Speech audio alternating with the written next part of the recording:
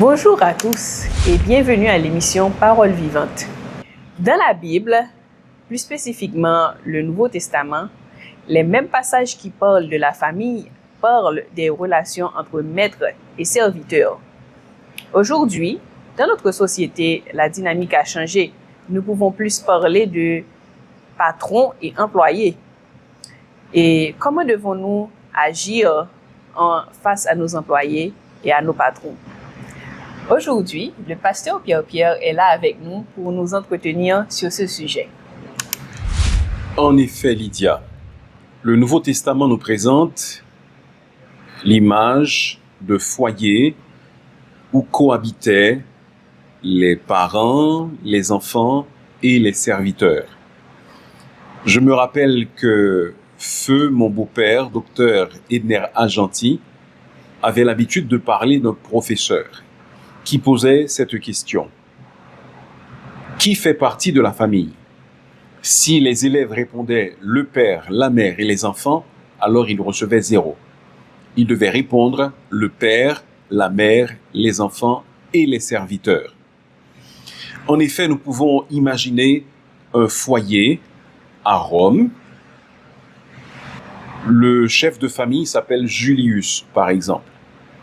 Julius s'est converti au Seigneur Jésus. Il ne boit plus de manière excessive. Il essaie d'aimer sa femme et des frères et sœurs se réunissent dans sa maison. Et lorsque les hymnes s'élèvent, on entend également la voix rauque et grave de Cyril. Cyril, c'est son esclave. Cyril se pose la question, mais puisque mon maître et moi, nous sommes tous deux chrétiens, nous sommes égaux, est-ce que je suis tenu de le respecter et de lui obéir? Et Julius également se pose la question de savoir comment il doit traiter son esclave Cyril. Eh bien, c'est pour répondre à ce genre de questions que les apôtres ont écrit dans leurs épîtres des directives en ce qui concerne les rapports au sein de la famille entre maître et serviteur. Aujourd'hui, ce cadre, comme tu l'as dit, est bien dépassé. Nous ne parlons pas nécessairement de maître et serviteur, mais surtout d'employé et de patron. Cependant, nous devons admettre également que dans notre culture, en Haïti, se présente souvent ce même cas de figure. Nous avons parfois dans des foyers des employés de maison. Donc ces directives sont tout à fait appropriées pour nous et je pense que nous allons trouver de très bonnes leçons et de très bonnes indications dans les paroles des apôtres en ce qui concerne les relations entre les patrons et les ouvriers. Parlons d'abord de l'employé. Son premier devoir est une forme de soumission. Le mot soumission fait peur aujourd'hui. Qu'est-ce qu'on entend par là? Dans le cadre professionnel, la soumission n'est pas une marque de faiblesse, bien au contraire. Dans toutes les institutions que Dieu a créées, il a également établi une hiérarchie. Nous l'avons déjà souligné, je pense, dans l'une de nos émissions précédentes. Ainsi, par exemple, les épouses sont censées se soumettre à leur mari. Les enfants sont censés obéir à leurs parents. Les jeunes sont censés obéir aux anciens de l'Église. Les citoyens sont censés se soumettre aux autorités établies. De même, dans le cadre des relations de travail, il doit y avoir une attitude de soumission de la part de l'employé envers l'employeur. Cela ne signifie pas que l'employeur peut exercer un droit de vie ou de mort sur son employé. Cela ne signifie pas non plus que l'employeur a le droit d'empiéter sur la vie privée de l'employé. Cependant, cela veut dire qu'une fois que l'employé a accepté les conditions de travail, alors il est censé se soumettre à ce qu'on lui demande de faire. Donc, cette soumission, c'est accepter l'autorité de son employeur, de son patron. Mais est-ce que cette soumission a une limite? Absolument. Le patron, certes, exerce une forme d'autorité sur l'employé. Néanmoins, celui à qui l'employé chrétien obéit d'abord, c'est Dieu. Ainsi, si le patron demande à l'employé de poser une action qui est contraire aux principes chrétiens et à la morale chrétienne, le devoir de cet employé, c'est de se référer à ce qui est dit au livre des Actes des Apôtres, à savoir, il vaut mieux obéir à Dieu plutôt qu'aux hommes. Si un patron demande à son employé de falsifier les comptes, s'il lui demande de mentir, s'il lui demande de poser une action injuste, alors l'employé n'est pas tenu d'obéir, parce que il faut obéir à Dieu plutôt qu'aux hommes. Ainsi, la soumission à l'employé ou la soumission à l'employeur est conditionnée à la soumission envers Dieu, qui est le souverain au-dessus de tous, y compris au-dessus de l'employeur. Okay. La soumission est donc l'un des critères que les employés doivent avoir envers leurs employeurs. La Bible demande aussi d'être honnête. Que pouvez-vous nous en dire? En effet, l'honnêteté est une obligation qui est faite auprès des employés chrétiens. Ils doivent être au-dessus de tout soupçon. Nous devons faire attention parce que parfois nous pensons que l'honnêteté a rapport uniquement avec l'argent. Certes, nous ne devons pas détourner des fonds à notre profit ou au profit de quelqu'un d'autre. Cependant, ce n'est pas seulement l'argent qu'il faut considérer dans le cadre de l'honnêteté. Si par exemple, un employé s'approprie du matériel de l'entreprise pour laquelle il travaille et qu'il éprouve le besoin de dissimuler ce qu'il a pris, alors il s'agit probablement d'un manque d'honnêteté. Si l'employé attend que le superviseur ou le patron ait le dos tourné pour qu'il s'amuse, pour qu'il perde du temps, pour qu'il regarde des matchs, par exemple, sur son téléphone, etc., là également, cela constitue un manque d'honnêteté, parce qu'on est en train de voler le temps qui devrait normalement être consacré au travail. Ainsi, l'employé chrétien a tout intérêt à être honnête, parce que c'est un bon témoignage pour lui.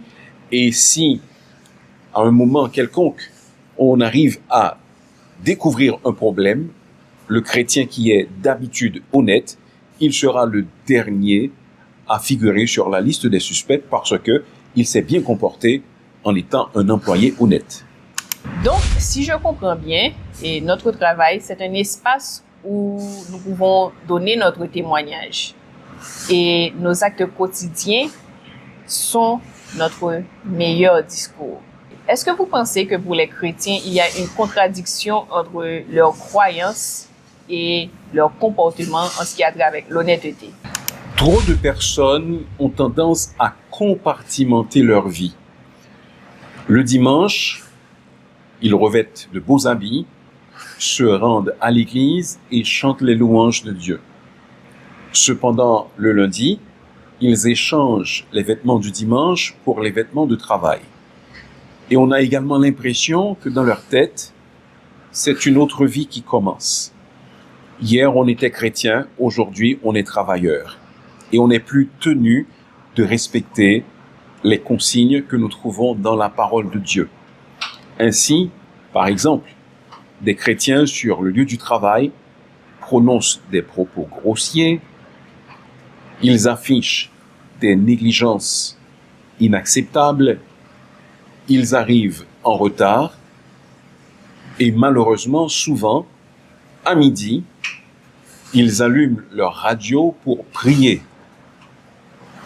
Et ensuite, après avoir prié, ils recommencent de plus belle à agir comme s'ils ne venaient pas de prier et comme s'ils n'étaient pas allés à l'église la veille.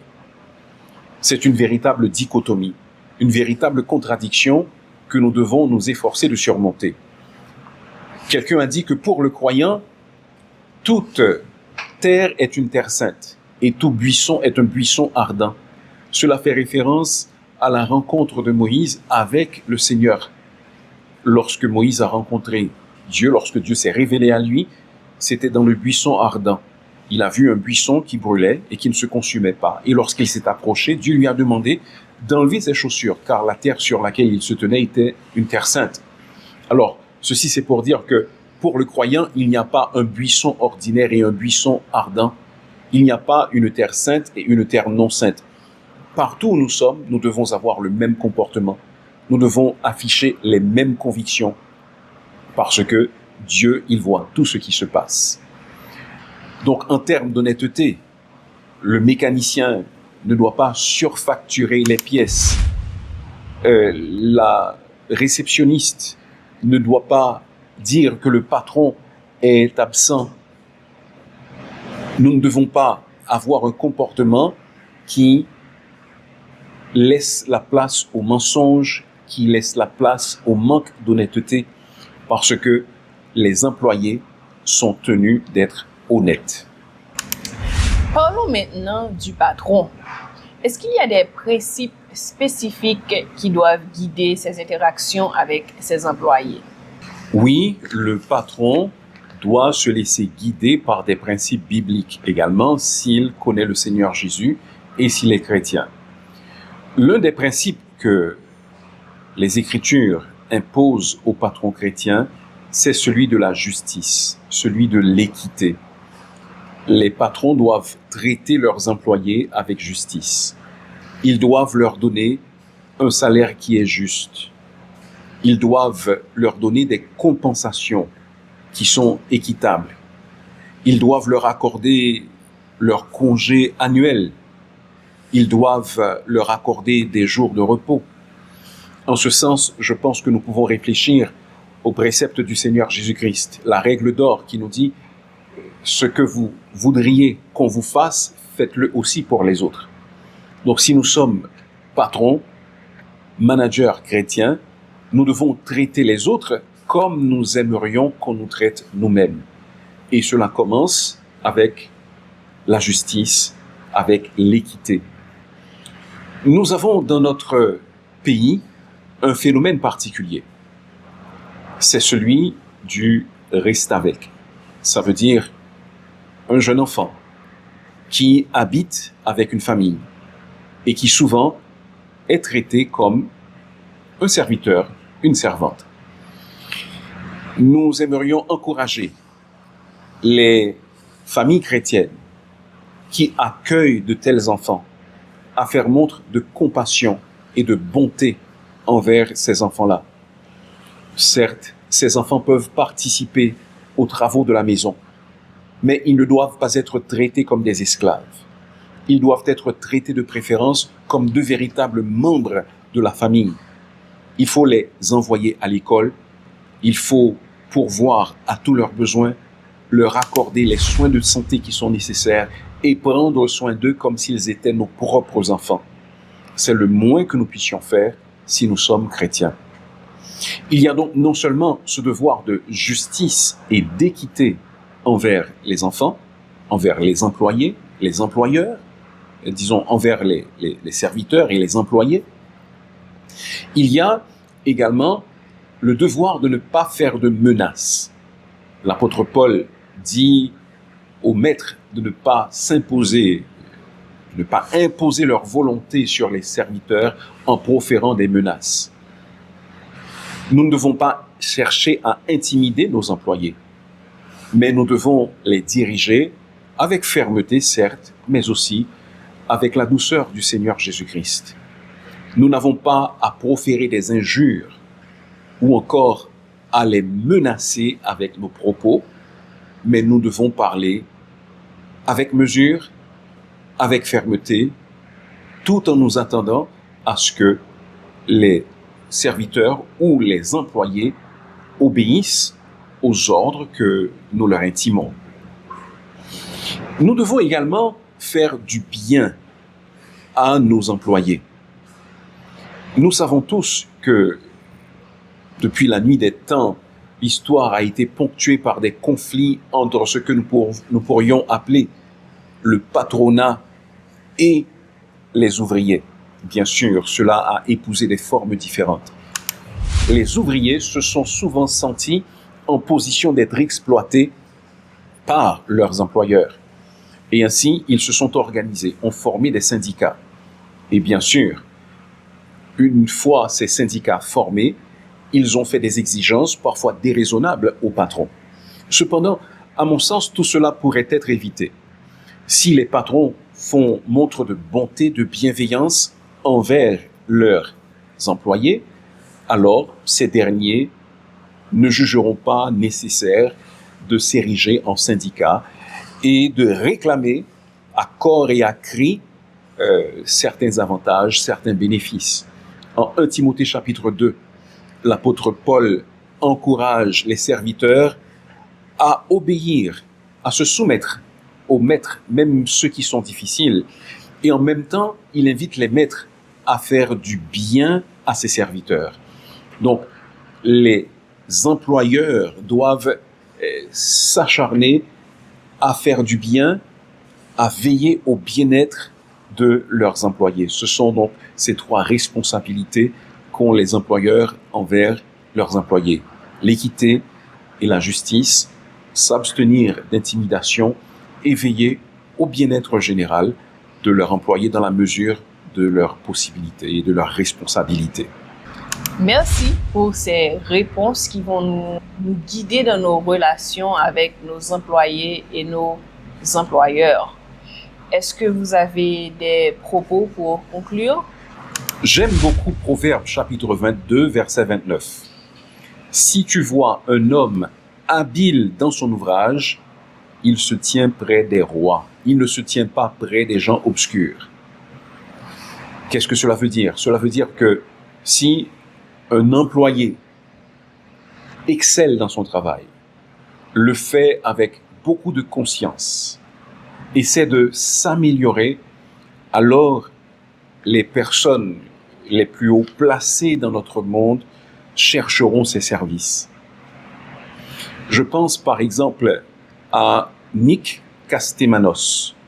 Ce nom est peut-être obscur.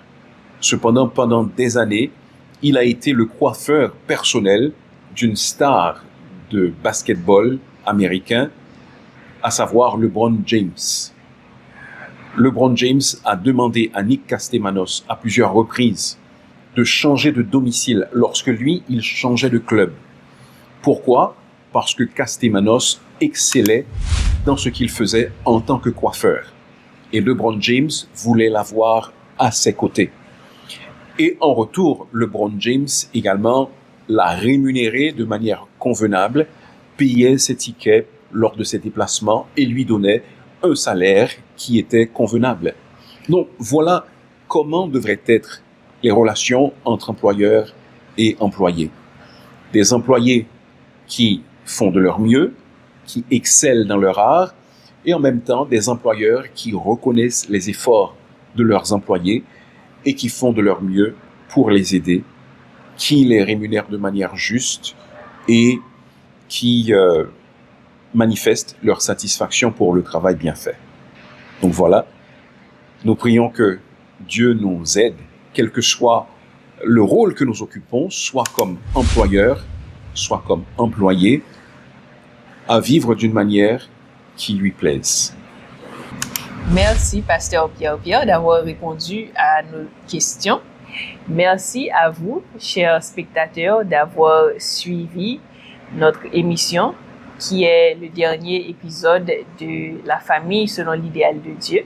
J'espère que vous serez avec nous la prochaine fois.